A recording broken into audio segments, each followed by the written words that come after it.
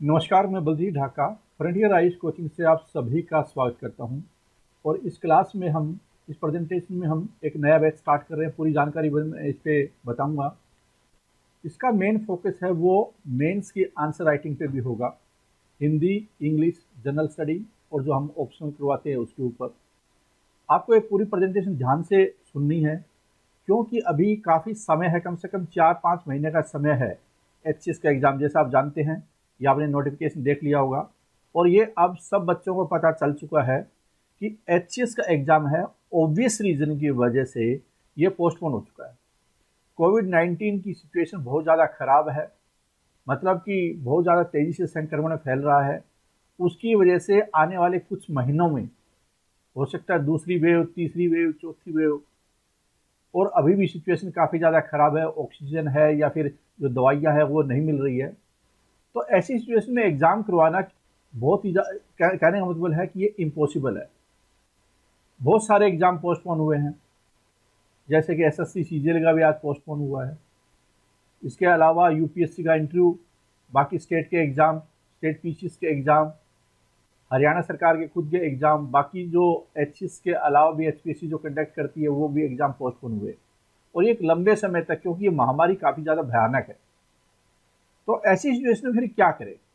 बहुत सारे बच्चों ने प्रीलिम्स की अच्छी तैयारी भी कर ली होगी, या जिन्होंने तैयारी स्टार्ट ठीक ढंग से नहीं की थी उनको एक अच्छा मौका मिल गया है। तो दो सिचुएशन, दो टाइप के बच्चे हैं। एक तो वो बच्चे जिनको टाइम मिल गया है, जिनकी तैयारी ठीक नहीं थी, और दूसरी वो बच्चे जो कि ऑलरेडी बहुत अच्छी तैयारी कर चुके थे। अब उनको एक मौका मिल जाएगा मेंस के ऊपर, ऑप्शनल के ऊपर फोकस करने का, क्योंकि प्रीलिम्स और मेंस के बीच में इस बात की अब संभावना कम हो सकती है कि टाइम ज़्यादा ना हो सकता है। 1 महीने के अंदर प्रीलिम्स के बाद मेंस हो जाए या 2 महीने के बाद मेंस हो जाए। तो अगर 2 महीने का समय है प्रीलिम्स के बाद मेंस के लिए, तो उसमें हिंदी भी करनी है, इंग्लिश भी करनी है, जनरल स्टडी भी करनी है, ऑप्शनल सब्जेक्ट भी करना है, आंसर राइटिंग भी करनी है। जो मेन चीज़ क्या होती है, 80% रोल होता है वो आंसर राइटिंग का होता है मेंस में। लिख लिख कर देखना होता है। नॉलेज का रोल होता है वो कम होता है, 20-30% होता है। वो बेसिक रिक्वायरमेंट होती है इनफैक्ट नॉलेज तो। लेकिन नॉलेज से कुछ नहीं होगा अगर आप राइट नहीं, ठीक ढंग से नहीं कर पाए तो, और आपको पता भी नहीं चलेगा कि आपकी गड़बड़ कहाँ हो रही है। तो इस 4-5 महीने का, जिसमें कि इससे पहले एग्जाम होने की संभावना लगभग न के बराबर है, और जब रिजल्ट एग्जाम होगा उससे पहले बता दिया जाएगा 15 से 1 महीने पहले। तो इस दौरान क्या दोबारा आप प्रीलिम्स पे फोकस भी कर सकते हैं। तो अब दोनों टाइप के स्टूडेंट, जिनकी तैयारी बिल्कुल नहीं थी उनको भी मौका मिल गया, और जिनकी तैयारी ठीक थी उनको मेंस की तैयारी करने, ऑप्शनल की तैयारी करने का एक मौका मिल गया। अब इस सिचुएशन में आप क्या कर सकते हैं? एक तो ये सिचुएशन है कि इसमें क्योंकि बाहर निकलेंगे आप तो आपका भी संक्रमण कहीं न कहीं हो जाए। तो ऐसी सिचुएशन में क्या होगा कि आपको घर पर बैठना चाहिए। अगर आप शहर में रह रहे हैं तो आपको गाँव की तरफ, क्योंकि गाँव में कम खतरा है, उसकी तरफ मुड़ जाना चाहिए। इसके अलावा हिंदी, इंग्लिश और जनरल स्टडी जो मेंस वाला है उसकी राइटिंग, ऑप्शनल सब्जेक्ट आपने लिया होगा, और राइटिंग स्किल्स, इनके ऊपर आपको फोकस करने की आवश्यकता है। आपका बहुत ज़्यादा टाइम अब राइटिंग स्किल्स पे अगर जाता है तो कोई बहुत अच्छी बात होगी, क्योंकि इससे क्या है कि कई बच्चों की इंग्लिश खराब होती है, उनको पता ही नहीं चलता कि सेंटेंस कब खत्म हो रहा है, कभी स्टार्ट हो रहा है। कॉलेज में लिखना, इंजीनियरिंग में लिखना वो एक अलग था। यहाँ पे कम से कम थोड़ा स्टैंडर्ड की राइटिंग स्किल्स होनी चाहिए, चाहे हिंदी हो या इंग्लिश हो। सिर्फ आप पेज भरने से काम नहीं चलने वाला है। आपको पता भी चल जाना चाहिए कि किन किन मुद्दों पे फोकस रखने की आवश्यकता है मेंस में। तो ये एक बहुत ही सुनहरा मौका है आपके पास मेंस की तैयारी करने का। और ये जो बैच है हम इसको मेंस में कोई ज़्यादा फोकस करने वाले हैं, राइटिंग स्किल्स पे ज़्यादा फोकस करने वाले हैं। हर रोज़ के टारगेट होंगे कि ये मेंस में आज आपको हिंदी की ये चीज़ें करनी है और ये यहाँ से करनी है। कंटेंट प्रोवाइड किया जाएगा, ऐसे इंग्लिश का करवाया जाएगा, ऐसे ही जनरल स्टडी का, जिसमें कि आपके पास कंटेंट हो और फिर आपको आंसर राइटिंग के लिए बोला जाता है। हालांकि आ तो कुछ भी सकता है, किसी भी, जैसे जनरल स्टडी में कुछ भी आ सकता है, लेकिन फिर भी क्या है कि आप जो नॉलेज रखते हैं उसको एक्सप्लेन कैसे करते हैं आंसर शीट पे। बहुत सारी ऐसी चीज़ें होती है मेंस में जो आपकी पढ़ी नहीं होती, या पढ़ी हुई होती है तो ऊपर ऊपर से पढ़ी होती है, लेकिन उसको एक्सप्लेन जो बच्चा बेटर ढंग से कर देगा, जितना भी आपको नॉलेज है, बेसिक नॉलेज जो आपको है, वो कैसे मेंस में एक्सप्लेन करेगा आंसर लिखते टाइम में, ये बहुत ज़्यादा इंपॉर्टेंट हो जाता है। अगर आपने प्रैक्टिस नहीं की तो एक बार लिखा और फिर हटाया, मिटो दिया, उसको काटा मार दिया, फिर लिखा काटा मार दिया, फिर लिखा काटा मार दिया, बिना प्रैक्टिस आपकी जो 3 घंटे की आंसर शीट होगी उसमें ज़्यादातर काटे ही नजर आएंगे। एक पेपर सुबह होता है, एक पेपर शाम को होता है, तो इसका मतलब 6 घंटे राइटिंग स्किल्स करना इतना आसान नहीं होगा। कईयों की प्रैक्टिस छूट गई होगी 3 घंटे लगातार बैठने की भी, कि लिखना है 3 घंटे में लगातार। 8वीं 9वीं 10वीं 11वीं 12वीं में आप करते थे तो काफ़ी ज़्यादा दिक्कतें भी आती थी उस टाइम में कि 3 घंटे का पेपर। अब वो 3 घंटे का पेपर आपको जो आदत छूटी हुई है उसमें कैसे आप मैनेज करेंगे? अगर प्रैक्टिस नहीं है तो स्पेशली जीएस जैसे पेपर में तो आपके पास टाइम ही नहीं बचेगा, पढ़ते रह जाएंगे। ऐसे हिंदी और इंग्लिश में पता नहीं चलेगा कि आपने अच्छा लिखा है बुरा लिखा है। ऐसे ही ऑप्शनल सब्जेक्ट में होने वाला है। तो मेरा कहने का मतलब है कि आप इस अपॉर्चुनिटी को मेंस के ऊपर भी फोकस आप कर सकते हैं। और जिन बच्चों ने प्रीलिम्स में अच्छी तरह से तैयारी नहीं की है, जिन बच्चों ने, उन बच्चों को भी प्रीलिम्स पे पूरा फोकस करते हुए टेस्ट सीरीज पे ज़्यादा फोकस कर सकते हैं, ज़्यादा से ज़्यादा आंसर एमसीक्यू कर सकते हैं आप। तो ये सारी चीज़ें आप फोकस करने का समय आ गया है। पॉजिटिव थॉट्स रखने की जरूरत है क्योंकि चारों तरफ नेगेटिविटी फैली हुई है। सेफ्टी और हेल्थ पे भी ध्यान देना है और तैयारी के ऊपर कंसंट्रेशन करना है। इतनी ज़्यादा पोस्ट 156 पोस्ट 58 एसडीएम की पोस्ट है, ऐसी दोबारा अपॉर्चुनिटी आपको नहीं मिलने वाली है। ज़्यादातर स्टूडेंट है कई बार डीफोकस हो जाते हैं, उनको अपनी तैयारी पे ज़्यादा फोकस करने की आवश्यकता है। सराउंडिंग को थोड़ा कट करने की आवश्यकता है। जो आप यूट्यूब पे दुनिया भर की चीज़ें देखते रहते हैं, थोड़ा सा कभी व्हाट्सअप आ गया आपके पास में, कभी ये न्यूज़ आ गई, कभी वहाँ पे डेथ हो गई, कभी ये ट्रक ड्राइवर ने ये कर दिया, इस तरह की जो सुपर अजीब सी न्यूज़ होती है उनका कोई आपके एग्जाम से कोई लेना देना नहीं होता। वो यूट्यूब पे व्यूज़ जरूर बढ़ा सकती है लेकिन आपको कोई फ़ायदा नहीं करने वाली है। तो आपको गंभीर प्रिपरेशन की आवश्यकता है। जिन बच्चों का सी सेट कमज़ोर है उनको भी एक मौका मिल गया है सी सेट को भी इम्प्रूव करने का, क्योंकि उसको आप नज़रअंदाज बिल्कुल भी नहीं कर सकते। तो dedicate your time efforts in right direction, इसका मतलब एचएस की तैयारी आप सही ढंग से कर रहे हैं। ये साइकोलॉजी आपको छोड़ देना चाहिए कि अगली बार ढंग से तैयारी करेंगे, इस बार देकर देख लेते हैं, ये कोई मतलब नहीं है। और अगर आप मेंस की तैयारी नहीं करते हैं तो भी प्रॉब्लम क्या है कि आप सोचेंगे इस बार प्रीलिम्स क्वालिफाई कर लेते हैं, अगली बार मेंस की तैयारी करेंगे अगली बार, वो अगली बार कभी नहीं आने वाला है। फिर आप क्या बोलेंगे, प्रीलिम्स क्वालिफाइड, या कई बच्चे बोलते हैं मेंस क्वालिफाइड या इंटरव्यू अपीयर्ड। भैया अगर आप इंटरव्यू अपीयर्ड ही आपकी साइकोलॉजी है तो जिंदगी में आप कहीं आगे नहीं बढ़ने वाले। आपको फिनिशिंग करनी जरूरी है कि मुझे एसडीएम या जॉब ये लेनी है, और वो हर जॉब के साथ अप्लीकेबल है। चाहे आप क्लर्क की तैयारी कर रहे हैं, अब ये ऐसा नहीं हो सकता ना एसबीआई के क्लरिकल एग्जाम में बैठे आपने कि मैं अपीयर हुआ, एसबीआई क्लर्क अपीयर्ड, ये कोई मतलब थोड़ी है। या एसबीआई के पीओ का मैंने इंटरव्यू दिया था, यार फिनिशिंग हुई या नहीं हुई, वो इंपॉर्टेंट बात होती है। अगर फिनिशिंग नहीं हुई तो जो बच्चा बिल्कुल प्रीलिम्स भी क्वालिफाई नहीं किया उसके बराबर ही है। फिनिशिंग होना जरूरी है, अल्टीमेटली वही ऑब्जेक्टिव, और फिनिशिंग के लिए थोड़ा थोड़े नंबर की आवश्यकता होती है।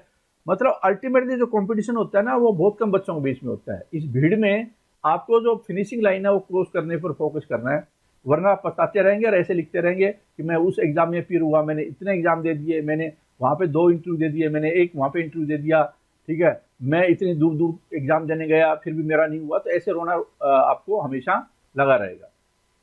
ये आपका सिलेबस है प्रीलिम्स का और मेंस का। मेंस का देखिए आपको हिंदी करनी है, इंग्लिश भी करनी है। इंग्लिश में भी क्या है, जैसे कि वोकैब्स है वो भी याद कर रखनी है, और जो एसे राइटिंग है वो भी करनी है, लेटर राइटिंग है वो भी करनी है, हिंदी इंग्लिश ट्रांसलेशन, और हिंदी से इंग्लिश की ट्रांसलेशन, इंग्लिश से हिंदी ट्रांसलेशन, ये सारी चीज़ों में थोड़ी कमांड होनी चाहिए, क्योंकि 2-2 4-4 नंबर ही अगर आप बढ़ते हैं तो आपकी नैया पार हो जाएगी। फिर ऐसे ही जनरल स्टडी, देखो जनरल स्टडी क्या है कि बहुत वास्ट होती है। जब आप प्रीलिम्स की तैयारी कर रहे हैं, जब आप करंट अफेयर्स भी कर रहे हैं, न्यूज़ वगैरह भी देख रहे हैं, सारी चीज़ें कर रहे हैं, तो एक बेसिक आइडिया आपको काफ़ी ज़्यादा नॉलेज हो चुका होता है, और जो क्वेश्चन होते हैं वो बेसिक ही आते हैं। लेकिन वो लिखें कैसे, फिर मुद्दा तो यह आता है ना कि लिखना है वो। अगर मान लो आ जाता है कि आत्मनिर्भर भारत, सारा दिन आप आत्मनिर्भर भारत सुनते हैं, कई बार सरकार की खिल्ली उड़ाई जाती है, कई बार सरकार बखान करती है, मतलब सरकार का प्रोपेगेंडा होता है, लेकिन आपका क्या, आपको पता है। लेकिन आत्मनिर्भर भारत पे अगर यही आ जाता है कि आपको मान लो 150 शब्दों में लिखना है, तो वो सारे दिमाग में आपको कोई नहीं बता सकता। आपकी राइटिंग स्किल्स कैसी है वहां पे वो डिसाइड कर देगी। चारों तरफ आजकल न्यूज आती है 5G टेक्नोलॉजी, क्वेश्चन आ जाता है कि 5G टेक्नोलॉजी की क्या बेनिफिट है। अब पता है आपको लेकिन एक्सप्लेन नहीं कर पा रहे हैं। क्वेश्चन आ गया ना दिक्कत में, ठीक है। तो ये वाली जो चीजें होती है लिखकर ही आप जब ज्यादा से ज्यादा प्रैक्टिस करेंगे तभी निजात पा सकते हैं। यही एक तरीका होता है स्पेशली जीएस की तैयारी करने का, क्योंकि बहुत सारी चीजें आपको आती होती है या अगर कुछ नहीं आती है तो भी अगर राइटिंग स्किल्स है तो आप कहीं कहीं कुछ लिख देते हैं। टाइम मैनेज करना बहुत ज्यादा इंपॉर्टेंट हो जाता है कि क्वेश्चन बहुत होते हैं। फिर आ जाता है आपका एक ऑप्शनल सब्जेक्ट भी है। तो ऑप्शनल सब्जेक्ट जो भी आपने लिया, हम तो 4 करवाते हैं, हिस्ट्री, ज्योग्राफी, मैं अगली स्लाइड पे आपको बताता हूँ। History, geography, public admission, sociology, इस जो प्रोग्राम है ये, इसमें ये इंक्लूड है। ये अभी सस्ता है लेकिन जैसे प्रीलिम्स का रिजल्ट एग्जाम हो जाता है उसके बाद ये कोर्स है वो काफ़ी ज़्यादा, क्योंकि उस टाइम में कम बच्चे होते हैं तो 60-70 हज़ार रुपये का कोर्स कम से कम होता है फिर ये। तो इसलिए बेटर यही कि अभी से तैयारी करेंगे, सस्ता भी पड़ेगा आपको, टाइम भी आपके पास में, आप अपनी गलतियों को सुधार करने का मौका भी मिलेगा। प्रीलिम्स और मेंस को आप रियल मायनों में इंटीग्रेट भी कर सकते हैं, क्योंकि इंटीग्रेशन का मतलब राइटिंग स्किल्स आपकी कितना अच्छी प्रभावी ढंग से लिख सकते हैं। वो ऐसा नहीं है कि सारा दिन आप आत्मनिर्भर भारत की खिल्लियाँ उड़ा रहे हैं या आप उसका समर्थन कर रहे हैं लेकिन पता है सारी चीजें लिख नहीं पा रहे हैं, ठीक है। तो ये वाली जो चीजें हैं, कोविड-19 का सोशो कल्चरल या सोशो इकोनॉमिक इम्पैक्ट है वो सोसाइटी में क्या है, सारा दिन आप देख रहे हैं, आपके सामने सारी चीजें। अगर इसके लिए भी आपको किताबें पढ़ रहे हैं तो शर्म आनी चाहिए, आप ऑफिसर नहीं है। प्रॉब्लम कहां पे है कि आप सोशो इकोनॉमिक चीज को समझ पा रहे हैं और लिख पा रहे हैं क्या। अगर ये कर पा रहे हैं तो दूसरी चीजें भी समझ पाएंगे, लेकिन हर जगह ही आप आत्मनिर्भर भारत के लिए किताबें पढ़ रहे हैं, सोशो इकोनॉमी के लिए आप किताबें पढ़ रहे हैं, कोविड का इम्पैक्ट नहीं जान पा रहे हैं, लोग मर रहे हैं, फाइनेंशियल डिस्ट्रेस इतना है, माइग्रेशन की प्रॉब्लम इतनी है, घर में जो अशांति का माहौल टाइप का होता है, जो बहुत सारे बच्चों की पढ़ाई डिस्टर्ब हो रही है। तो इतने ज्यादा आपके पास में इफेक्ट और रीजन भी है, अगर वो आपको समझ भी नहीं आ रहा, नहीं लिख पा रहे हैं तो किताबें क्या करेगी इसमें। तो इसका मतलब क्या है कि जब आप लिखते हैं तो आपके दिमाग में आइडिया आ जाता है, इसका इम्पैक्ट लिखने का फायदा तब होता है कि आपको स्किल डेवलप होती है, एनालिटिकल स्किल डेवलप होती है, डिस्क्रिप्टिव राइटिंग लिखने की स्किल डेवलप होती है, ठीक है। ये बैच है वो 10 तारीख से स्टार्ट कर रहे हैं। इसमें प्रीलिम्स और मेंस दोनों चीजें करवाई जाएगी। अब जिसकी प्रीलिम्स की तैयारी अच्छी है वो मेंस पे ज्यादा फोकस कर सकता है, जिनकी प्रीलिम्स की तैयारी कम है वो प्रीलिम्स पे ज्यादा फोकस कर सकता है। तो ये इंडिविजुअली अपने आप को देखना है। हम सारी चीजें करवाएंगे जिसको जिस चीज पे ज्यादा फोकस करना है। जैसे कि मान लो कोई मेंस की ज्यादा फोकस नहीं करना चाहता, प्रीलिम्स की भी ठीक ठाक तैयारी है, वो प्रैक्टिस पे करना चाहता है, वो टेस्ट सीरीज पे ज्यादा फोकस कर सकता है। इंटीग्रेटेड चीजें होने की वजह से ये सस्ता पड़ रहा है आपको, वरना यही चीजें आपको काफी ज्यादा, इससे 7 से 8 गुना प्राइस बढ़ जाएगा, क्योंकि हमारे लिए भी कॉस्ट इंपॉर्टेंट होते हैं। 60 से 70 एम्प्लॉय काम करते हैं इन चीज़ों को मैनेज करने के लिए, 8-10 आईटी के बंदे हैं, इसके अलावा बहुत सारे और सपोर्ट स्टाफ होता है, कोई हिंदी ट्रांसलेशन के 6-7 बंदे हैं। तो इस तरह की चीज़ों को मैनेज करने के लिए फिर बहुत ज़्यादा कॉस्टली होती है चीज़ें, ठीक है। तो इसमें क्या करवाने वाले हैं, आंसर राइटिंग और हिंदी, इंग्लिश, जीएस और ये ऑप्शनल सब्जेक्ट के अलावा 20,000 जीएस के MCQ with videos, e books provide की जाएगी, किताबें, प्रिंटेड स्टडी मटेरियल आपके घर आएगा, ठीक है। और आपको प्रैक्टिस के अलावा हर चैप्टर के वीडियो जो प्रीलिम्स से रिलेटेड है, जैसे जनरल स्टडी है या फिर सी सेट है, और विद पीडीएफ, जिससे कि आप कंप्लीट अंडरस्टैंडिंग सब्जेक्ट की डेवलप कर पाए, चाहे वो इकोलॉजी, इन्वायरमेंट हो, बायोडाइवर्सिटी हो, आर्ट एंड कल्चर हो, हरियाणा जीके हो, इन सब की किताबें और प्रिंटेड फॉर्मेट में आपके पास पहुंचेगी, उनके वीडियो। इस तरह से आपको शेड्यूल मिलने वाला है, day wise schedule. Indian polity है, जैसे आप कैसे कर सकते हैं, ये जो शेड्यूल आपके सामने नजर आ रहा है, इस तरह का शेड्यूल आपको ऑप्शनल सब्जेक्ट का नजर आएगा, ऐसे ही आपको हिंदी का शेड्यूल नजर आएगा, ऐसे ही आपको इंग्लिश का शेड्यूल नजर आएगा। तो आपको करना क्या है कि ये 3-4 सब्जेक्ट जैसे स्टार्ट हो रहे हैं, इस 3-4 सब्जेक्ट में आपको वीडियो देखना है, पीडीएफ देखना है, डेली टेस्ट देखने हैं, ये टेस्ट का सॉल्यूशन है और ये वीडियो सॉल्यूशन है। जो चीज़ें ज़्यादा आती है आपको, चाहे तो वो इग्नोर कर सकते हैं या सिर्फ उनका वीडियो देख सकते हैं। आपका काम है कि किसी चीज को बहुत तेजी से भी पढ़ना, ये नहीं है कि आप एक ही वीडियो में घूम रहे हैं सारा दिन। अगर आप वीडियो ज्यादा फोकस कर रहे हैं तो इसका मतलब क्या है कि आप छोटे एग्जाम की तरह सोच रहे हैं इसको। जैसे क्लरिकल के बच्चे होते हैं या रेलवे के बच्चे होते हैं ना, वो सारा दिन यूट्यूब पे वीडियो देखते रहते हैं, लाइव क्लासेस देखते रहते हैं। ये ऑफिसर के लिए वो काम नहीं है, आप टाइम वेस्ट कर रहे हैं, क्योंकि आपको बहुत सारी चीजें आ भी रही है उसमें, और आपका अज्यूम किया जाता है कि थोड़ा स्टैंडर्ड है, समझने का एनालिटिकल स्टैंडर्ड है वो कंपैरेटिवली ज्यादा है, तभी तो आप ए ग्रेड की तैयारी कर रहे हैं। अगर नहीं है तो आप स्पीड लाइए, चीजों को इंप्रूव कीजिए, ठीक है। और ये जो कंटेंट होते हैं हमारे हिंदी और इंग्लिश दोनों में होते हैं, वीडियो बाइलिंगुअल होते हैं, जैसे आप यूट्यूब वगैरह पे देखते हो, जैसे मैं बोल भी रहा हूँ। और जो किताबें वगैरह है, इसमें एक तरफ हिंदी है एक तरफ इंग्लिश है, और साथ में आपको जगह भी है नोट्स बनाने की, तो वो आपने देखी भी होगी, कई बार मैंने पहले वीडियो दिखाया, आपको बताया है। अगर आपको गाइडेंस चाहिए तो क्या कर सकते हैं आप, ये हमारे इस पे जाने के बाद में आप ये सारे गाइडेंस से लेके चीजें, आप इसको वीडियो पे यहाँ पे क्लिक करें गाइडेंस वीडियो, तो आपको इस रूप में वीडियो भी नजर आ जाएंगे, बहुत सारे वीडियो। जैसे किसी ने पब्लिक एडमिनिस्ट्रेशन सब्जेक्ट ले रखा है, तो यहाँ पे वीडियो आपको मिल जाएगा कि मेंस की तैयारी कैसे करनी है पब्लिक एडमिनिस्ट्रेशन के पॉइंट ऑफ व्यू से। पूरा इस तरह क्वेश्चन आते हैं, जैसे ज्योग्राफी लिया हुआ है या हिस्ट्री लिया हुआ है या सोशोलॉजी लिया हुआ है, तो ये सारी चीजें आपको यहाँ पे मिल जाएंगी, ठीक है। इसके अलावा जो कोर्स ज्वाइन करना चाहते हैं, तो अगर ये इंटीग्रेटेड ये प्रीलिम्स मेंस इंटरव्यू वाला करते हैं, ये आपको सबसे सस्ता पड़ेगा।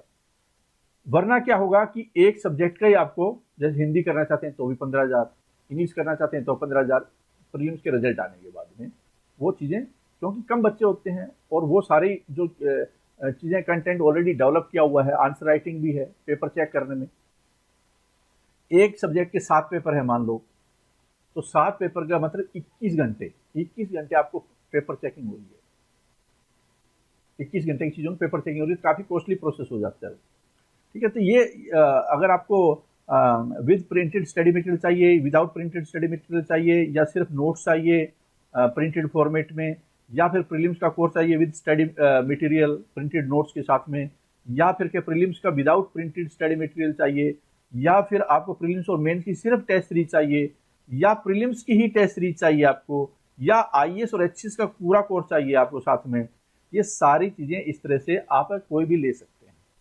सजेस्टेड आपको यही किया जाता है, क्योंकि ये सबसे कॉस्ट इफेक्टिव पड़ेगा आपको, ठीक है। जब आप इस पर क्लिक कर देंगे तो कहाँ पे जाएंगे, इस तरह से आपको नजर आएगा, इस पर क्लिक कर लेना है।